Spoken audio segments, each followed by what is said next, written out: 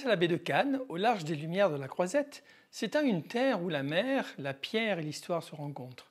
L'île Sainte-Marguerite, la plus grande des îles de l'Érins.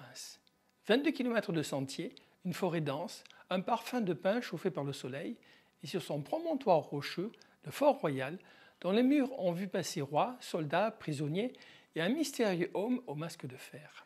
Cette île, longtemps silencieuse, a pourtant été habitée dès l'Antiquité.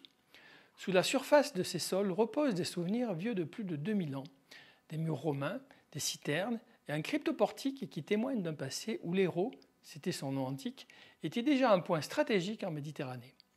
Aujourd'hui, Sainte-Marguerite est plus qu'une île. C'est un lieu où se mêlent nature préservée et mémoire d'une histoire tumultueuse. Embarquons ensemble pour un voyage à travers les siècles. L'histoire connue de l'île Sainte-Marguerite commence bien avant la construction de son fort.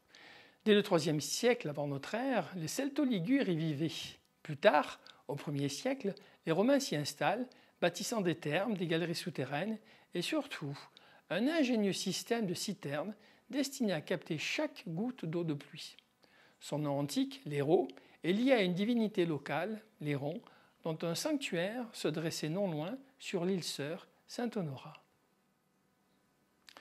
Au début du 5e siècle, Honorat d'Arles fonde l'abbaye de l'Érins sur l'île voisine. L'île Sainte-Marguerite, alors inhabitée, reste sous l'autorité des moines pendant près d'un millénaire. L'histoire bascule au début du XVIIe siècle. Sous Louis XIII, l'île passe sous le contrôle de la famille de Lorraine. En 1618, Jean de Bellon, petit noble provençal, y fait construire un manoir préfigurant l'installation d'un fort militaire. Entre 1624 et 1627, un premier fort voit le jour, rapidement convoité. En 1635, les Espagnols débarquent en force. 3000 soldats, 22 galères et une puissante artillerie. L'île capitule après une brève résistance. Les Espagnols entreprennent alors une importante campagne de fortification, édifiant de nouvelles structures dont le fort d'Aragon et le fort Monterrey. Mais en mai 1637, après 45 jours de siège, les Français reprennent l'île. Le fort devient alors le Fort Royal, élément clé du système défensif méditerranéen français. Parmi ceux qui marquent cette époque, Richelieu, mais aussi Vauban, qui visite le fort à plusieurs reprises. Il le trouve beau, assez grand et bien revêtu, même s'il s'interroge sur son utilité stratégique. Le Fort Royal est une forteresse bastionnée. Sa forme pentagonale épouse les contours de la roche. Les bastions portent des noms prestigieux. Richelieu, Sourdis, le bastion du roi. 2 portes marquent ses accès. La porte royale, aujourd'hui condamnée, et la porte marine, seul passage désormais utilisé. À l'intérieur, une vaste place d'armes est bordée par des casernes, parmi lesquelles les casernes Saint-Honorat, Saint-Césaire ou encore Saint-Vincent. Vauban y propose plusieurs perfectionnements. Il recommande notamment de transformer le puits espagnol en citerne et de renforcer le chemin couvert. Mais ces projets restent pour beaucoup inachevés. À travers les siècles, le fort se transforme. Moins utile militairement, il devient surtout une prison d'État. Parmi les murs épais du fort, une figure énigmatique continue de hanter les esprits, l'homme au masque de fer. De 1687 à 1698, il est détenu ici sous la garde de Bénigne de Saint-Mars.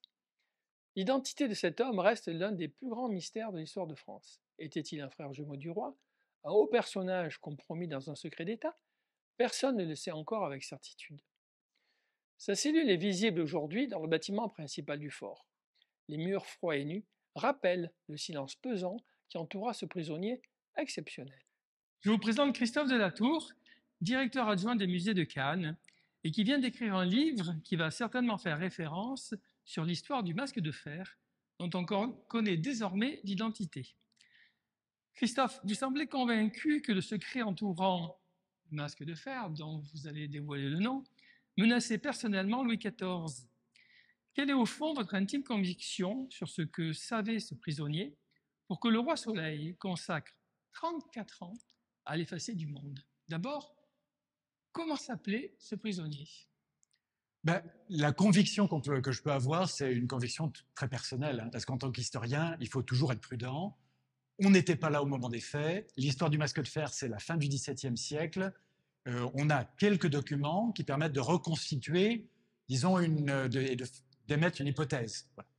Je pense qu'on peut constater ici où nous sommes, dans la belle prison du masque de fer, qui a été construite, on va dire, sur mesure, pour le garder au secret, sur ordre de Louis XIV, en 1687, on est dans un lieu déjà exceptionnel. Donc le lieu lui-même, cette prison, qui fait 30 mètres carrés, qui a une très très belle voûte, qui a une cheminée, des latrines, pour l'époque quelque chose d'extraordinaire, n'a pas été faite pour un prisonnier lambda. Ça, on peut l'affirmer. On sait que cette prison de Sainte-Marguerite, elle est à la fois très sécurisée, c'est une prison dont on ne s'évade pas, et en même temps très confortable. Alors pour quel type de prisonnier est-ce qu'on construit un ouvrage comme ça? Eh bien c'est un cas unique. On n'a pas d'autre exemple d'un prisonnier qui a eu sa propre prison. Et donc, on peut soupçonner que ce prisonnier, qui a été gardé pendant 34 ans, il va faire 4 prisons successivement, et mourir en prison, à la Bastille, était quelqu'un d'exceptionnellement important aux yeux du roi. C'est un prisonnier du roi. Il est très bien traité, et il est au secret absolu. Donc, c'est un secret qui méritait d'être gardé. On peut dévoiler son nom aujourd'hui. Alors, on sait au moins son nom aujourd'hui. Il y a eu quantité d'hypothèses, mais dans la documentation, on voit très clairement qu'au début de son arrestation, au moins, en 1669 et de sa détention, on mentionne encore son nom dans les archives, quelques archives. Et son nom est Eustache d'Auger, qui est un nom qui, normalement, n'évoque rien à personne. Eustache d'Auger, ce n'est pas un personnage qui a marqué l'histoire de France. Donc, c'est là où on commence à avoir un questionnement que Voltaire, déjà au XVIIIe siècle, posait. On a une sorte de prisonnier inconnu. Alors, lui ne connaissait pas le nom, mais il se demandait, Voltaire, est-ce qu'on pouvait trouver dans le royaume de France ou même en Europe un personnage très important qui mériterait ce traitement, qui aurait disparu subitement? Et on ne trouve pas. Autrement dit, ce Eustache d'Auger est un illustre inconnu dont l'importance n'était pas partagé par le grand public. Il avait un secret qui concernait probablement le roi en personne, mais les gens n'étaient pas au courant largement, évidemment. Pourquoi avoir laissé le masque vivre aussi longtemps? Pourquoi ne pas l'avoir simplement fait disparaître? Ce choix vous paraît-il stratégique ou humain? Oui, il y a une question intéressante qui se pose. Le masque de fer va passer 34 ans en prison, très bien traité, soigné quand il était malade, on lui donne des livres à lire, etc. Dans ce confort et cette sécurité, pourquoi est-ce qu'on ne l'a pas tout simplement éliminé? Ça aurait été très facile. Marcel Pagnol disait, avec une corde qui coûtait 5 sous, on aurait pu le pendre, et en 15 minutes, l'affaire était terminée. Le roi choisit de le maintenir en vie. Est-ce que ça veut dire que c'était un roi particulièrement clément avec ses prisonniers? Ou plutôt que c'est un prisonnier auquel le roi ne peut pas porter atteinte, pour des raisons qu'on peut supposer, parce que peut-être un lien de parenté ou quelque chose de cette nature retient son geste. Voilà, donc il va survivre 34 ans, ce qui est extrêmement long. C'est le doyen de tous les prisonniers de Louis XIV. Vous dites que la cellule du masque de fer est presque un personnage à part entière. Qu'est-ce qui, en tant qu'historien, mais aussi en tant qu'homme, vous a le plus ému dans cette histoire? Oui, la prison est un personnage, en fait, c'est un peu la scène du crime pour l'enquêteur ou l'historien. C'est là qu'on vient pour voir, parce qu'elle n'a pas beaucoup changé, on est vraiment dans les lieux et on peut analyser toutes sortes de petits détails, les indices de l'enquête. Moi, ce qui m'émeut particulièrement, c'est qu'on a ce prisonnier dont on a fait disparaître le nom à un moment donné, qui donc tombe dans l'anonymat, il n'est même plus considéré comme étant encore prisonnier, il n'est plus censé exister, et pourtant il existe. Et il est là, et il souffre comme n'importe quelle personne normalement constituée, il va mourir en prison. Pour lui, c'est un drame humain, un drame personnel, et c'est un oublié de l'histoire en même temps. Sauf que il est devenu une sorte de cause célèbre, on s'est intéressé à lui, on le connaît en tant qu'homme au masque de fer, c'est-à-dire une sorte de symbole, voilà, quelqu'un dont on ne connaît pas, on ne connaît plus la vie d'avant, on ne connaît plus sa naissance, ses parents. Cet homme a vécu et il est tombé dans une sorte de sépulture carcérale, voilà. Et ça, c'est très émouvant, je trouve. Pensez-vous que Louis XIV a eu peur? Pas d'un complot politique, forcément, mais de ce que le prisonnier représentait pour lui, pour son mythe, pour sa légende de monarque absolu. Oui, Louis XIV, c'est le plus puissant monarque d'Europe à cette époque-là, peut-être dans le monde entier. Il règne sur 20 millions de sujets, il règne d'une manière absolue. Est-ce qu'il craint vraiment un prisonnier comme le Masque de Fer? En tout cas, le secret, lui, est toxique.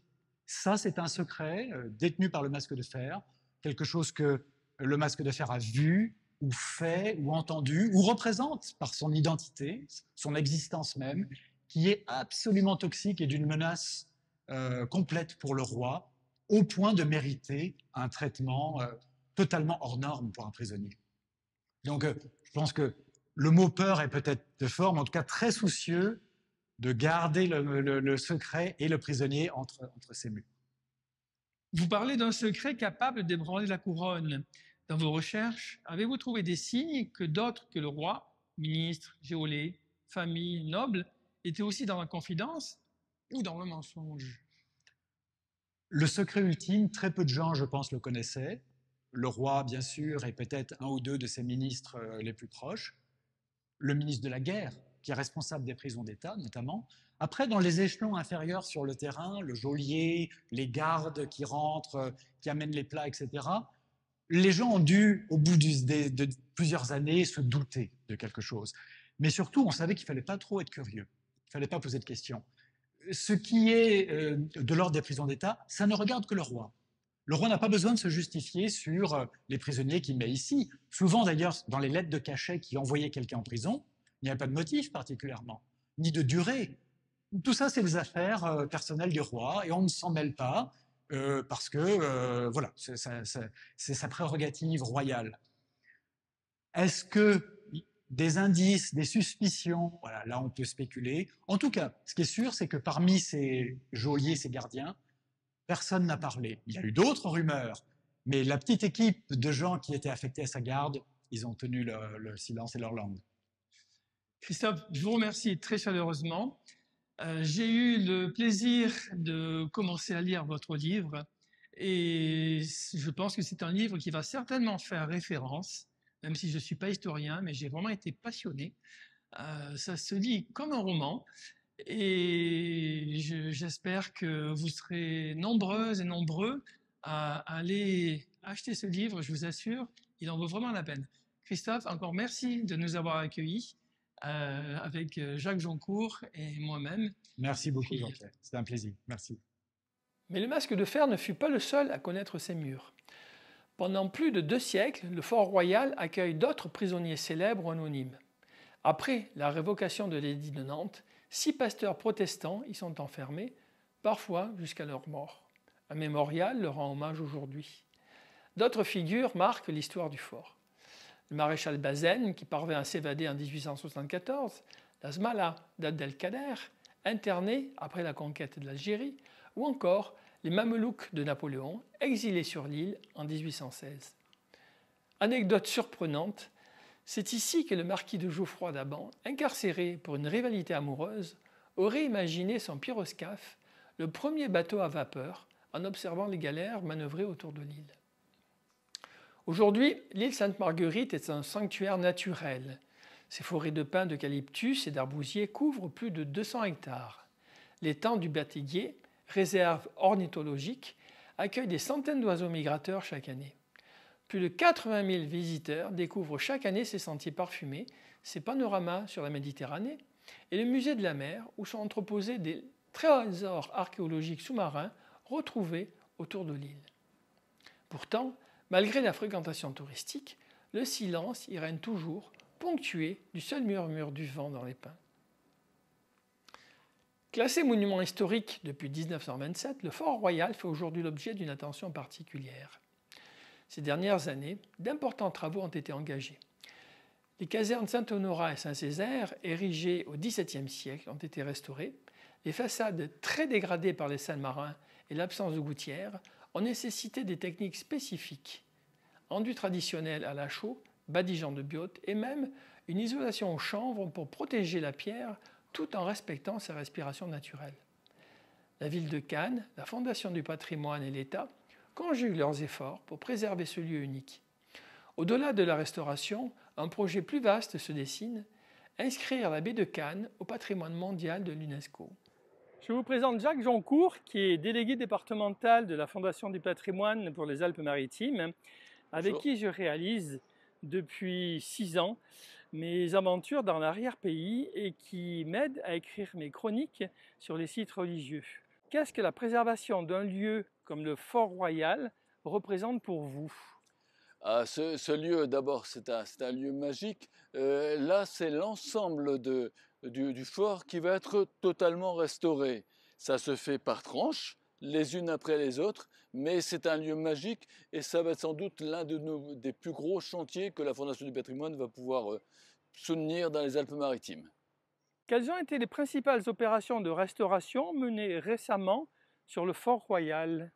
Alors, sur le Fort Royal, les travaux ont commencé en ce début d'année 2025 par ce que l'on appelle le bâtiment T, un bâtiment qui avait fortement besoin de restauration et dont les travaux ont été terminés au printemps dernier. C'est donc la première tranche. La deuxième tranche qui suivra concernera la poudrière, donc la poudrière enterrée du Fort Royal. Et la troisième tranche, après, concernera la porte royale d'entrée du fort. Hein. Ce sont donc les 3 premières tranches d'urgence sur un projet global qui est d'environ 1 700 000 €. Qui finance ces travaux et ils sont de quel montant? Alors, les travaux donc, qui ont été effectués, il y a eu une première tranche d'environ 300 000 € qui concernait ce bâtiment T dont je viens de parler, et les autres tranches plus importantes suivront. Hein. Alors, concernant le financement, la Fondation du patrimoine a réussi à obtenir de la mission Berne, Loto du patrimoine, une dotation de 300 000 € qu'elle a fait compléter par un de nos mécènes nationaux, AXA, par une dotation de 100 000 €. À cela s'est rajouté la collecte qui est toujours en cours pour cette restauration, la collecte auprès des particuliers et des entreprises, qui actuellement a rapporté environ 10 000 €. Hein. Voilà donc pour l'apport de la Fondation du patrimoine, direct ou indirect. À côté de cela, bien sûr, d'autres collectivités interviennent, dont l'État, la DRACT, puisqu'il s'agit d'un monument classé historique. Combien de temps vont durer ces travaux? Oui, alors les travaux, c'est très très long. Ça dépendra aussi des financements. Ça peut aller jusqu'à 10 années, mais on espère que ce sera moins long.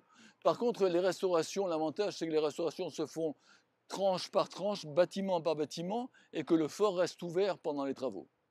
Jacques, je vous remercie. L'île Sainte-Marguerite est un livre d'histoire à ciel ouvert. Entre ses murs se croisent la grande histoire de France et la petite histoire des hommes. Ces pierres portent les cicatrices des sièges, les secrets des prisonniers et les échos de la Méditerranée. Grâce à ceux qui veillent aujourd'hui sur ce patrimoine, ce fort royal continuera pour longtemps encore à raconter ses histoires aux visiteurs du monde entier. Peut-être, à ceux qui s'y aventurent un jour de Mistral, livrera-t-il un murmure du secret le mieux gardé de France, celui du masque de fer.